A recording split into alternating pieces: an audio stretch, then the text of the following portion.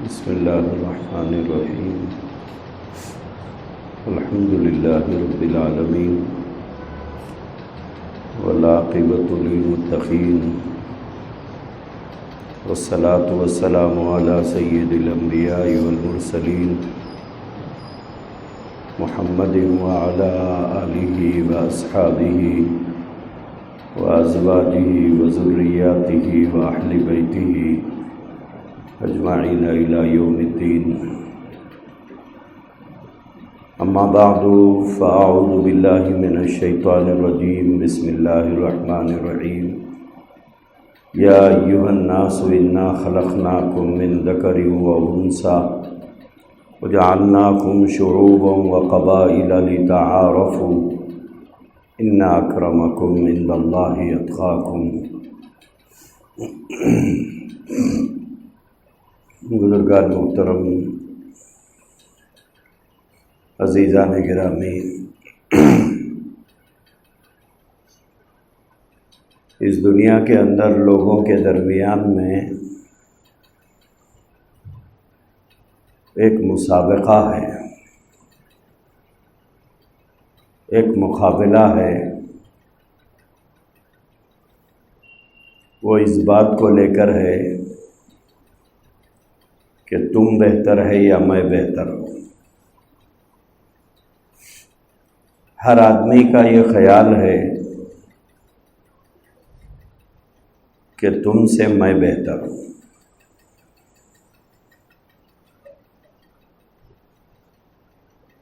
ہر آدمی کے ذہن میں یہی بات رچی اور بسی ہوئی ہے کہ فلاں کا کیا ہے، ان سے میں بہتر ہوں، ان کا کیا ہے، ان سے میں بہتر ہوں، ان کا کیا ہے، ان سے میں بہتر ہوں۔ ہر آدمی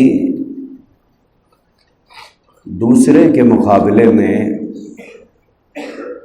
اپنے آپ کو بہتر سمجھتا ہے، اور وہ بہتر سمجھنے کی کئی وجوہات ہیں۔ کوئی یہ سمجھ رہا ہے کہ میرے پاس پیسہ زیادہ ہے، میں اس سے بہتر ہوں۔ کسی کا خیال یہ ہے کہ میرا مکان ان کے مکان سے اچھا ہے، اس لیے میں بہتر ہوں۔ میری گاڑی فلاں کی گاڑی سے اعلیٰ ہے، اسی لیے میں بہتر ہوں۔ ان کی دکان سے میری دکان بڑی ہے، اس لیے میں بہتر ہوں۔ ان کے کاروبار سے میرا کاروبار بڑا ہے، اس لیے میں بہتر ہوں۔ ان کی شکل و صورت سے زیادہ جاذب نظر میری شکل و صورت ہے، اس لیے میں ان سے بہتر ہوں۔ ہر آدمی کے اپنے بہتر ہونے کا معیار بالکل الگ الگ ہے، اور ہر آدمی اپنی سوچ کے مطابق اپنے سے دوسرے کو بہتر سمجھ رہا ہے۔ اور بعض لوگوں کا تصور یہ ہے کہ میں پٹھان ہوں، اس لیے میں بہتر ہوں۔ بعض کا خیال یہ ہے کہ میں سید ہوں، اس لیے میں بہتر ہوں۔ بعض کا خیال یہ ہے کہ میں شیخ ہوں، اس لیے میں بہتر ہوں۔ بعض کا تصور یہ ہے کہ میرا تعلق نوابی خاندان سے ہے، اس لیے میں بہتر ہوں۔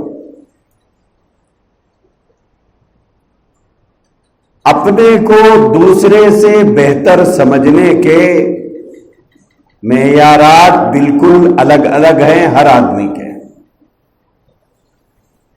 لیکن یہ مرض کہیں نہ کہیں ہم لوگوں میں پایا جاتا ہے کہ تم سے میں بہتر ہوں، ان سے میں بہتر ہوں، فلاں سے میں بہتر ہوں۔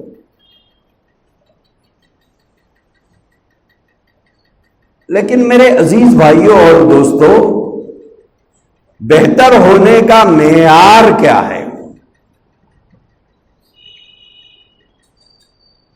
کیا وہی معیار ہے جس کو ہم نے معیار بنا لیا ہے؟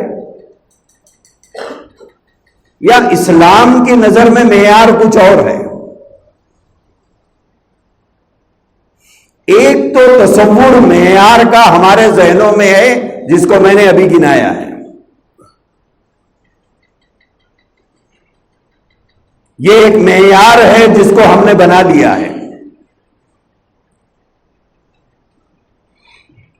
اور یہی معیار جو ہمارے ذہنوں میں ہے اسی کو ہم اپنی نسلوں میں بھی منتقل کر رہے ہیں, اور یہی معیار کا تصور ہمارے گھر کی خواتین میں بھی پایا جاتا ہے, اور یہی سوچ ہم نے اپنے بچوں کے اندر بھی منتقل کی ہے کہ فلاں سے ہم بہتر ہیں. ان کے پاس کیا ہے, ان کا مکان دیکھو, ان کے کپڑے دیکھو, ان کے گھر کا سامان دیکھو, ان کی دکان دیکھو, ان کے کاروبار دیکھو, ان کے بچوں کی تعلیم کا معیار دیکھو, ان کی بچوں کی ڈگریاں دیکھو, اور ہمارے اپنے گھر کا حال دیکھو کہ بھلے کیا جوڑ ہے ان میں اور ہم میں, کیا تناسب ہے ان میں اور ہم میں. وہ کہاں ہم کہاں. یہ ایک متکبرانہ مزاج, غرور اور تکبر کا نشہ چیزوں کو لے کر ہمارے ذہنوں میں جو بس گیا ہے, اور یہی تصور ہماری گھر کی خواتین میں اور ہمارے گھر کے بچوں میں منتقل ہو گیا. کیوں؟ اس لیے کہ ہمارے گھر میں بار بار اس کے اوپر تبصرے ہوتے رہتے ہیں, بار بار خاندان کے لوگوں کی حیثیتوں کو لے کر ہمارے گھر میں تذکرے ہوتے رہتے ہیں, کبھی ہمارے بھائیوں اور بہنوں کو لے کر, کبھی بیوی کے بھائیوں اور بہنوں کو لے کر, کبھی ہمارے خاندان کے لوگوں کو لے کر, کبھی بیوی کے خاندان کے لوگوں کو لے کر. اور ہمارا حال یہ ہے کہ ہم نے عمر کا ایک بڑا حصہ گزار دیا, لیکن ہمیں پتہ نہیں ہوتا ہے کہ کون سی بات کس کے سامنے کرنا ہے. اسی لیے کسی نے لکھا ہے بولنا تو 2 سال کی عمر میں آ گیا ہم لوگوں کو. 2 سال کی عمر سے ہمیں بولنا تو آ گیا, لیکن کون سی بات کب اور کیسے بولنا ہے عمر کا ایک بڑا حصہ گزرنے کے بعد بھی ہم سیکھ نہیں پائے کہ کون سا لفظ, کون سی بات, کب اور کہاں, کس کے سامنے اور کس انداز میں کہنا چاہیے. یہ سلیقہ عمر کا ایک بڑا حصہ گزرنے کے باوجود نہ بڑے سیکھ پائے نہ چھوٹے سیکھ پائے.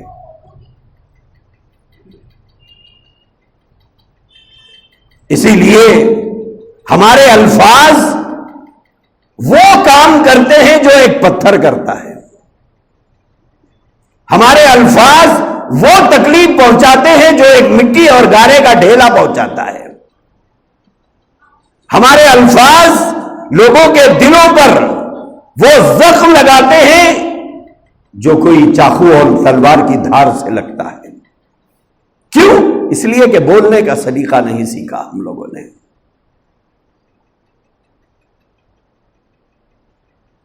تو میرے عزیز بھائیوں, یہ جو معیارات ہم لوگوں نے جو قائم کیے ہیں کہ ہم آپ سے بہتر ہیں, ہم تم سے بہتر ہیں, اور یہی تصور ہے جو ہمارے ذہنوں میں رچ گیا, بس گیا, جم گیا ہمارے دل و دماغ کے اندر. اسی کے نتیجے میں بھائی بھائی کو حقیر نظر سے دیکھ رہا ہے, بولے اس کے پاس کیا ہے.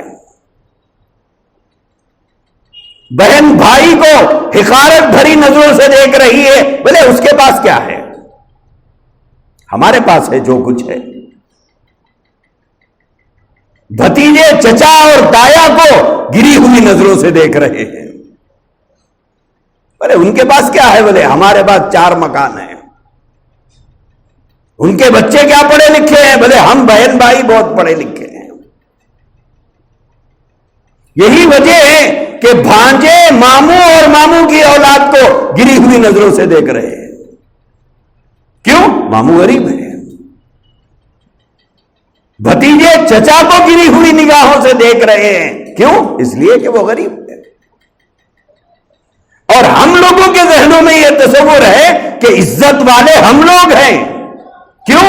اس لیے کہ ہم پڑھے لکھے ہیں, ہمارے پاس ڈگریاں ہیں, ہمارا ذاتی مکان ہے, اور فلاں اچھی لوکیلٹی میں ہم رہتے ہیں, فلاں اچھی بستی میں ہمارا مکان ہے, فلاں اچھے بازار میں ہمارا کاروبار ہے,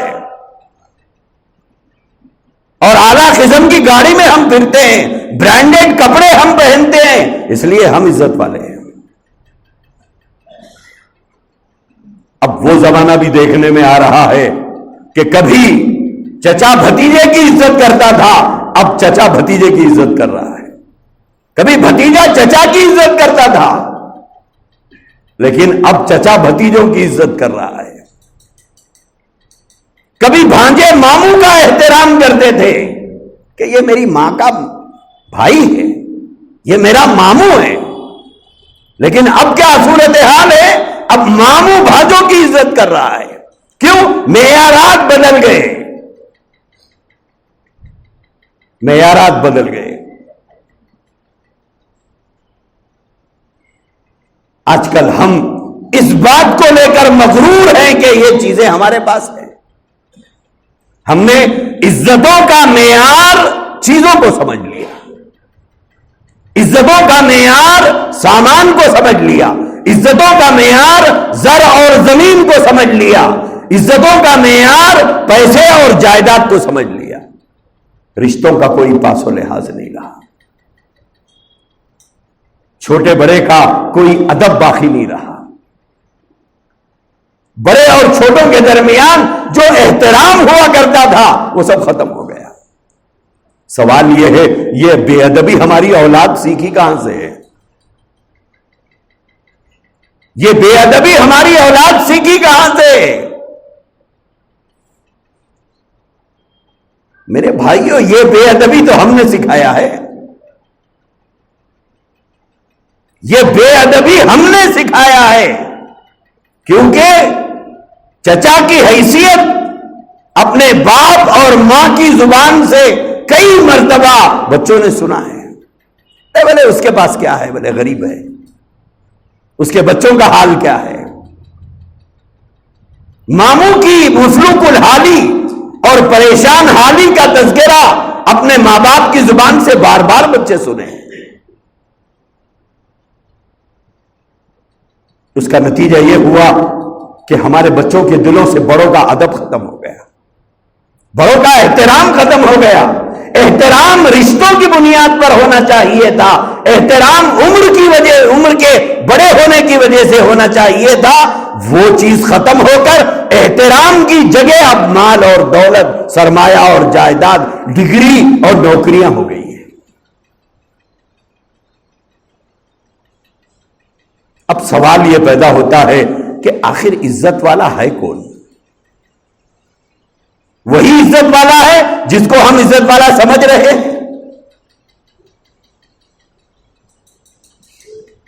عزت والا ہے کون؟ کیا مالدار کی عزت اس وجہ سے ہونا چاہیے کیونکہ وہ مالدار ہے؟ ایک آدمی کی عزت اس لیے ہونا چاہیے کیونکہ وہ گریجویٹ اور پوسٹ گریجویٹ ہے؟ ایک آدمی کی عزت اس لیے ہونا چاہیے کہ وہ ایک بڑی کمپنی میں ایک اچھے پوسٹ پر ہے؟ کیا ایک آدمی کا احترام صرف اس بنیاد پر ہونا چاہیے کہ وہ سرکاری بڑے عہدے پر فائز ہے؟ یا کسی آدمی کا احترام اس وجہ سے ہونا چاہیے کیونکہ وہ سعودی عرب میں رہتا ہے, یا کویت میں رہتا ہے, یا دبئی میں رہتا ہے, یا قطر میں رہتا ہے, یا بحرین میں رہتا ہے؟ کیا ایک آدمی کو عزت صرف اس وجہ سے دینا چاہیے کیونکہ وہ یورپ کے کسی ملک میں رہتا ہے, کیونکہ وہ امریکہ کا سٹیزن ہے, یا آسٹریلیا اور لندن کا سٹیزن ہے؟ دنیا تو یہی کہہ رہی ہے کہ ہماری عزت اسی وجہ سے کیجیے. آپ ہم سے بڑے ہیں چھوٹے ہیں اس سے ہم کو کوئی مطلب نہیں ہے. آپ ہماری حیثیت دیکھیے کہ ہماری حیثیت کیا ہے, اور اس حیثیت کی بنیاد پر ہماری عزت کیجیے. ہم عزت کے لائق ہیں. کیوں؟ اس لیے کہ ہم امریکن سٹیزن ہیں. ہماری عزت کیجیے. ہم آسٹریلیا کا پی آر رکھتے ہیں, ہماری عزت کیجیے. ہم کینیڈا اور آسٹریلیا, نیوزی لینڈ اور لندن میں رہتے ہیں, لہذا ہماری عزت کیجیے. معیارات ہم لوگوں نے خود طے کر لی ہے. اسی لیے یہ سوچ نے ہماری نسلوں کے ذہنوں سے ادب ختم کر دیا.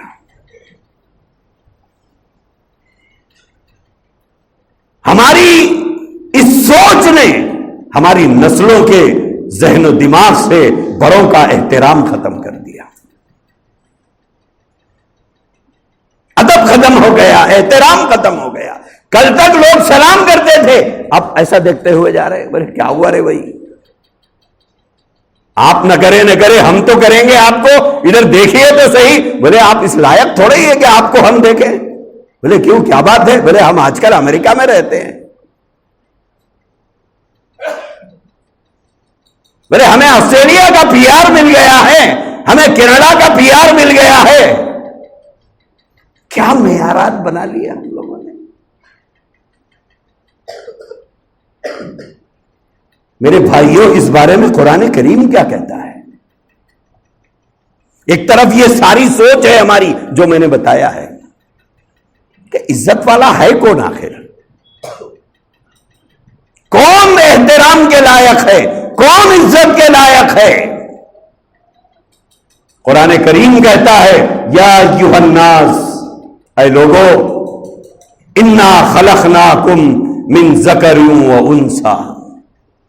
سب سے پہلے تم اس بات کو یاد رکھو کہ اوپر جاؤ گے اپنے سے تو آخر میں جا کر جڑ جا ملتی ہے, وہ یہ ہے کہ تم ایک ہی ماں اور ایک ہی باپ کی اولاد ہو. وہ حضرت آدم اور حوا ہے. چاہے تم شیخ ہو کہ سید ہو, پٹھان ہو کہ یا عرب ہو, لیکن تم اوپر جا کر ملتے کہاں ہیں؟ تمہاری اصلیت کیا ہے؟ انا خلقناکم من ذکر و انثی. تم ایک ماں اور ایک باپ کی اولاد ہے. تمہاری نسل وہاں سے چلی ہے. آگے اللہ نے فرمایا وَجَعَلْنَاكُمْ شُعُوبًا وَقَبَائِلَ لِتَعَارَفُوا. یہ جو خاندان ہیں, یہ جو قبیلے ہیں, یہ ہم نے ایک دوسرے پر فخر کرنے کے لیے نہیں بنایا ہے کہ میں سید ہوں تم شیخ ہو, میں پٹھان ہوں تم شیخ ہو, میں عرب ہوں تم عجم کے رہنے والے ہو. اللہ نے فرمایا اس کے لیے ہم نے خاندان اور قبیلے نہیں بنائے. وَجَعَلْنَاكُمْ شُعُوبًا وَقَبَائِلَ لِتَعَارَفُوا. اللہ فرماتے ہیں کہ ہم نے یہ خاندان اور قبیلے اس لیے بنائے ہیں تاکہ تم آپس میں ایک دوسرے کو پہچان سکو. یہ خاندان ہم نے اس لیے بنائے ہیں تاکہ تم ایک دوسرے سے متعارف ہو سکو, پہچان سکو. اس کے لیے ہم نے بنایا ہے, یہ فقر اور غرور کے لیے نہیں بنایا. یہ تکبر اور انانیت کے لیے ہم نے یہ خاندان اور قبیلے نہیں بنائے. یہ تو ہم نے ایک دوسرے کو پہچاننے کے لیے بنائے ہیں.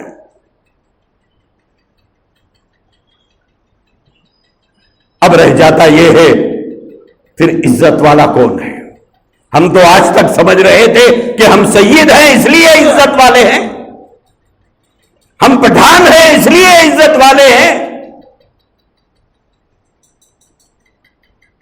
ہم شیخ ہیں اس لیے ہم عزت والے ہیں, ہم فلاں ملک میں رہتے ہیں اس لیے عزت والے ہیں, ہم فلاں ملک کی شہریت رکھتے ہیں اس لیے ہم عزت والے ہیں. قرآن تو کہتا ہے عزتوں کا یہ تو معیار ہم نے نہیں بنایا ہے.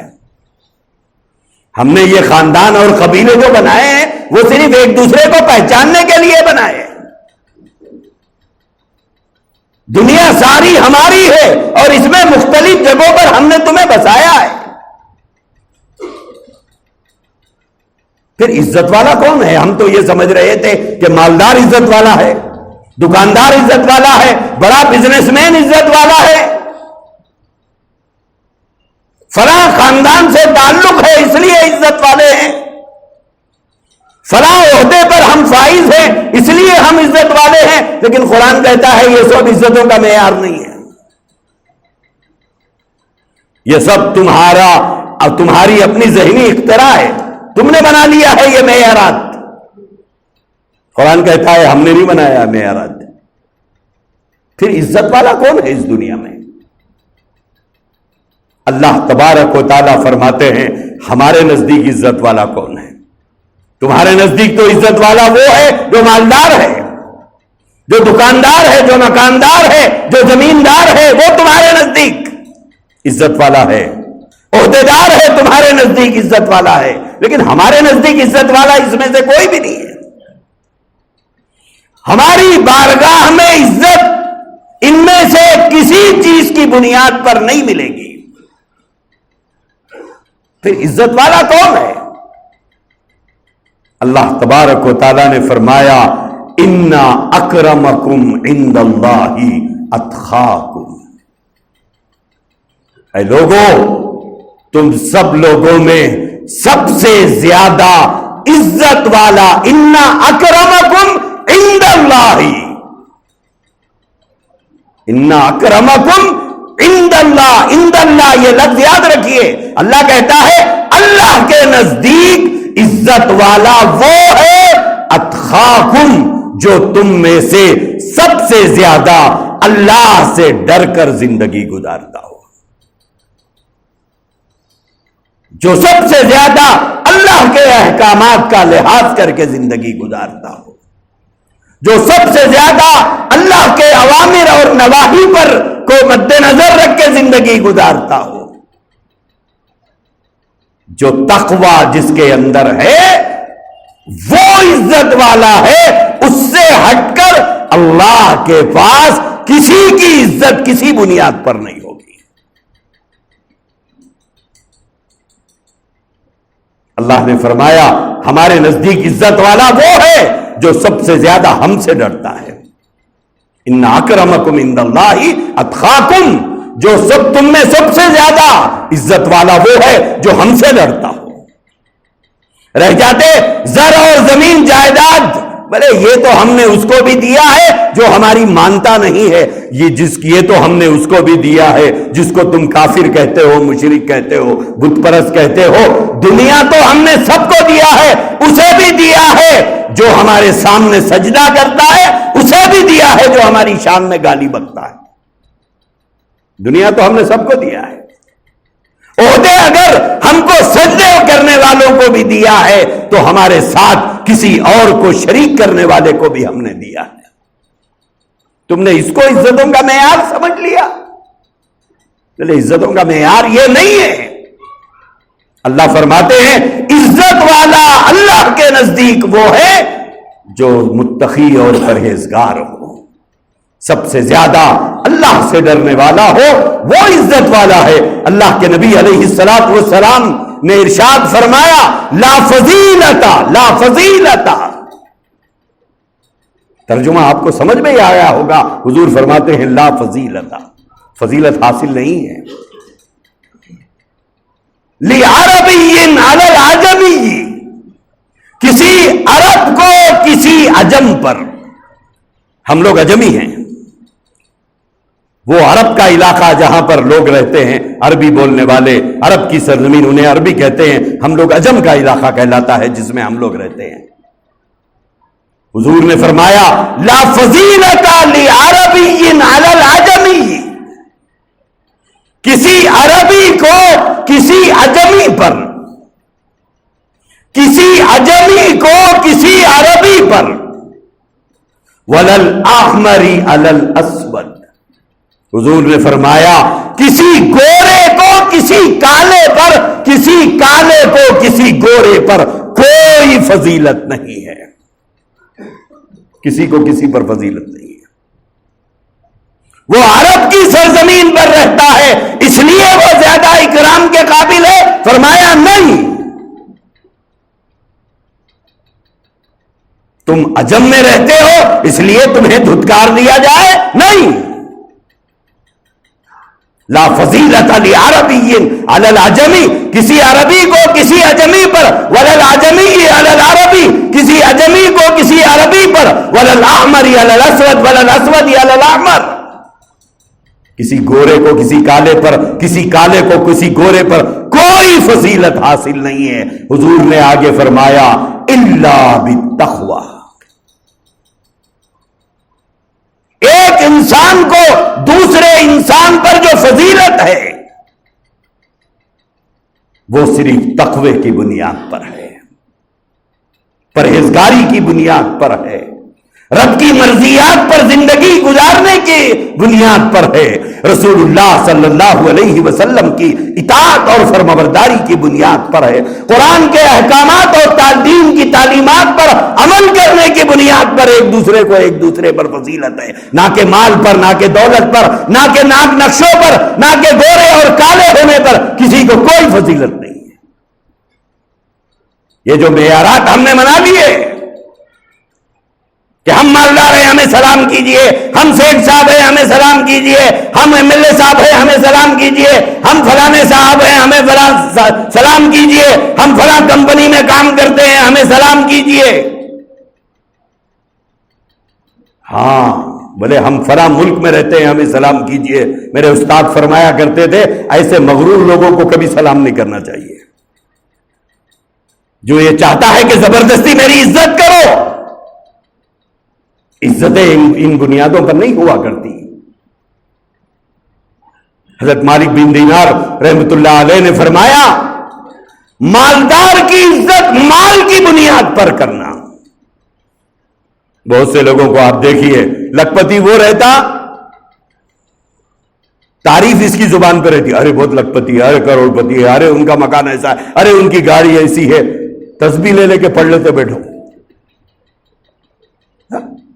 بعض لوگوں کی زبانوں پہ بڑے تذکرے رہتے ہیں اس کے، مالدار وہ ہے ذکر یہ کر رہا ہے، مالدار وہ ہے تعریف یہ کر رہا ہے، مکان اس کا بڑا ہے، تذکرے اس کی زبان پر ہے۔ مرغوبیت، ذہنی غلامی کہتے ہیں اسے، یہ ذہنی غلامی ہے، یہ اسلام نے اسے نہیں پسند کیا۔ حضرت مالک بن دینار رحمت اللہ علیہ نے فرمایا کسی مالدار کی عزت اس کے مال کی وجہ سے کرنا یہ گناہ کبیرہ ہے۔ آپ اس کی عزت کرو انسان ہونے کے ناطے، آپ اس کی عزت کرو مسلمان ہونے کے ناطے، آپ اس کی عزت کرو رشتہ دار ہونے کے ناطے، آپ اس کا احترام کرو پڑوسی ہونے کے ناطے، آپ اس کو عزت دو اپنی بستی کا ایک فرد ہونے کے ناطے، نہ کہ مالدار ہونے کی وجہ سے۔ حضرت مالک بن دینار نے فرمایا یہ گناہ کبیرہ ہے۔ میرے بھائیوں، اللہ کی بارگاہ میں جب حاضر کیے جائیں گے تو وہاں پر حیثیتوں کے حساب سے فیصلہ نہیں ہوگا، وہاں حیثیتوں کے حساب سے فیصلہ نہیں ہوگا، فیصلہ تو اس بنیاد پر ہوگا کہ تم میں متقی کون تھا، تم میں پرہیزگار کون تھا، تم میں اللہ کے احکامات کے مطابق زندگی گزارنے والا کون تھا، اسلامی تعلیمات کے مطابق زندگی گزارنے والا کون تھا، قرآن کی تعلیمات کے مطابق زندگی گزارنے والا کون تھا۔ اس بنیاد پر فیصلہ ہوگا، نہ کہ امیر اور غریب، مالدار اور فقیر کی وجہ سے۔ اس لیے اللہ نے اگر دیا ہے تو جھک کر چلا کرو، جھک کر کھایا کرو، لوگوں پر اپنی دولت کی دھوس مت بٹھاؤ، دھوس مت بٹھاؤ، اور اپنے بچوں کے دماغ کو خراب مت کرو کہ ہم مالدار باپ کی اولاد ہے۔ بے ادب ہماری اولاد ہماری وجہ سے ہوئی ہے، ہم نے بے ادبیاں سکھائی ہے۔ آج رشتہ داریوں کا لحاظ نہیں، آج مالداروں کے بچوں کی ایک اکثریت چھوٹے بڑوں کا کوئی لحاظ نہیں کرتی، ماموں اور چچا، خالہ اور پھوپھی کا کوئی ادب ان کے اندر نہیں پایا جاتا۔ کیوں؟ مالدار باپ کے بیٹے ہیں، ہم فلاں اسکول میں پڑھتے ہیں، ہم فلاں کالج میں پڑھتے ہیں، ہم فلاں کنٹری میں رہتے ہیں۔ آپ اگر بادشاہ بھی بن جائیں تو جب مرو گے نا تو کفن کے وہی 3 کپڑے رہیں گے، یہ یاد رکھیے۔ آدمی اگر بادشاہ بن کر بھی مرتا ہے تو اس کے کفن کے 3 ہی کپڑے رہیں گے، چوتھا کپڑا اسے نہیں دیا جائے گا۔ اسی لیے غرور اور تکبر سے بچائیے، تقوی اور پرہیزگاری کی زندگی گزاریے۔ دنیا کی عزت کوئی عزت نہیں ہے، اصل عزت تو میدان محشر میں ملے کہ رب کہے کہ یہ میرا فرمانبردار بندہ ہے۔ اس سے بڑا اکرام، اس سے بڑی عزت اور کیا ہو سکتی ہے؟ اللہ ہم سب کو قبول فرمائے۔ وآخر دعوانا ان الحمد للہ رب العالمین۔